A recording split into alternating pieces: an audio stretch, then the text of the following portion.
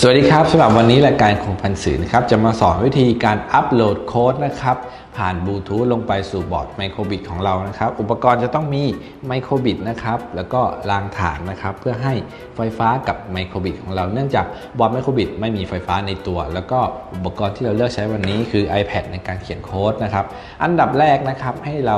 กดสวิตช์เปิดนะครับที่รางฐานของเราจ่ายไฟฟ้าเข้าไมโครบิตแล้วก็เราจะเห็นว่าไมโครบิตของเรามีปุ่ม A ด้านซ้ายปุ่ม B ตรงนี้นะครับและด้านหลังคือปุ่ม Reset ให้เรากดทั้ง3ปุ่มพร้อมกันค้างไว้นะครับจนไฟ LED ไล่ทุกดวงนะครับแล้วเขาจะขึ้นสัญลักษณ์บลูทูธและขึ้นรูปแบบของ LED ให้เรา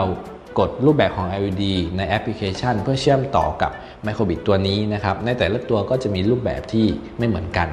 นะครับใน iPad หรือว่าแท็บเล็ตที่เป็น Play Store นะครับสามารถเข้าไปโหลดได้เลยไม่ว่าจะเป็น App Store หรือ Play Store ก็ตามกดที่แอปพลิเคชันของ Microbit อันนี้ผมโหลดมาแล้วเรียบร้อยนะครับหลังจากที่เราเข้าไปในแอปพลิเคชันแล้วนะครับถ้าเราต้องการเชื่อมต่อกับ Microbit ตัวนี้ให้เราเลือกที่เมนูชุด Microbit ครับแล้วก็ Pair a New กด Next แล้วก็เลือกสัญลักษณ์นะครับรูปแบบของ LED ตามหน้าจอที่อยู่บน Microbit จากนั้นก็กด Next ครับแล้วปล่อยให้ iPad ของเราเชื่อมต่อกับ Microbit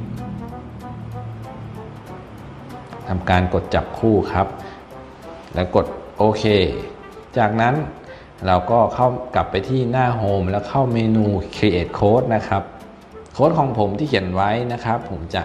เขียนโค้ดให้ Microbit โชว์เป็นรูปยิ้มค้างไว้ตลอดเวลานะครับและตอนกดปุ่ม A จะให้ขึ้นรูปหัวใจผมก็จะเขียนโค้ดแบบนี้แล้วทำการกดดาวน์โหลด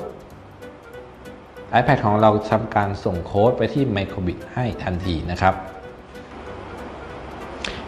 ถ้าเกิดการ Error นะครับบน iPad นะครับแจ้งว่า Reset Microbit to Pairing Mode นะครับเราก็ไปเข้า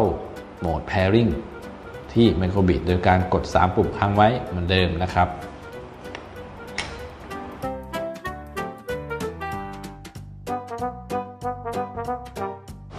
หลังจากโค้ดถูกอัปโหลดลงสู่บอร์ด Microbit เรียบร้อยแล้วโปรแกรมของเราก็จะทำงานแบบนี้คือโชว์รูปยิ้มค้างไว้และตอนที่เรากดปุ่ม A ที่บอร์ดนะครับจะขึ้นรูปหัวใจเท่านี้โปรแกรมของเราก็จะลงไปอยู่ในบอร์ด Microbit เรียบร้อยแล้วเดี๋ยวคลิปหน้ามีอะไรดีๆมานำเสนอใหม่